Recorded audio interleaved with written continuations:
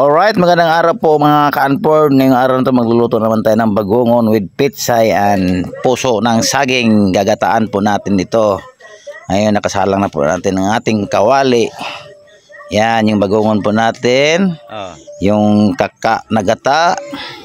Tsaka mga ricados. Lagay tayo ng mga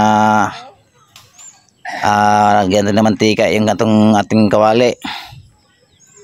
Mas mainit na kagad Lagyan natin yung bawang tsaka sibuyas, bombay. Pagsabay na natin.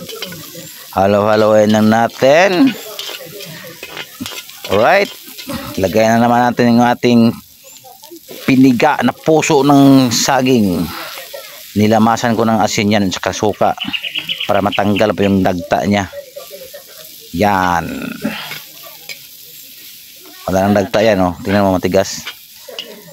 Okay, halo-halo. Tapos lagay natin yung pangalawang piga na gata. Antayin natin yan na kumulo siya. Right, lagyan natin ng pampalasa. Halo-halo lang pare. Yun bango na kagad. Yan, kumulo na siya guys. Kumukulo na siya. Lagay natin yung ating bagungon. Antekan siya itong bagungon. Maraming benepisyo sa katawan to. Yung bagungon. Naistadihan na po ito ng mga eksperto, mga scientist. Lagyan natin tanlad natin. Yan. Alright. Halo-halo lang natin guys. Lagay natin ating bell pepper, red bell pepper. Yun. Kumukulo na siya guys.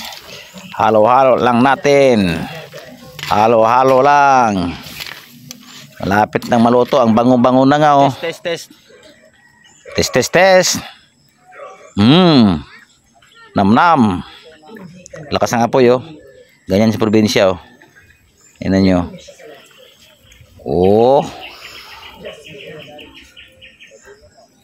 Lagay natin yung unang piga na gata. Yun ang pinakalas entry ng ating gata. Ganyan lang guys ang style sa pagluluto ng ginataang bagungon with puso ng saging and dahon ng pechay. Ang likot ng cameraman natin Alright. Ayan na. Sarap na, nagugutom na ako. Halo na natin, halo-halo. Pag naglagay tayo ng gata guys, lalo na pag yung unang piga ng gata, hindi pa siya kumukulo, halo-haloin siya para maganda yung niya. Kasi pag hindi mo hinahalo yan, magtitib yung gata, maluluto agad. Right, lagay natin yung pitsay natin. Tsaka sangig. Tapos dahon ng sibuyas, string onion. Yan. Para bumango ang ating niluluto. Natatakam na ba kayong lahat dyan? Completos ricados. Kain na to, kain na. Yan na. Okay, kain na tayo guys. Mais with bagungon na may halong puso ng saging at dahon ng pitsay. Lagyan ng sili.